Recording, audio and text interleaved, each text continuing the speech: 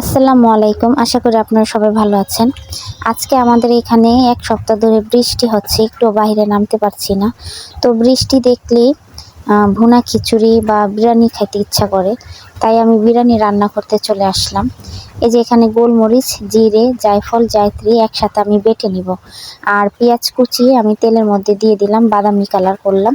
বাদামি কালার করে আমি আগে গোশগুলো চিকেনগুলো ঢেলে দিলাম। তো চিকেনের মধ্যে আমি আদা রসুন বাটা আর সেই মশলাটা দিয়ে একসাথে মিক্স করে নেব। আমি এখানে দারচিনি, এলাচ, তেজপাতা আর একটু শুকনো লঙ্কা দিয়ে দিছি। তো লাস্টে দিয়ে একটু দুধ আর একটু চিনি দিয়ে দিলাম। তো আমার রান্নাটা হয়ে গেছে। আমি হলো লাস্টে দিয়ে একটু কেওড়া জল দিয়ে দিলাম।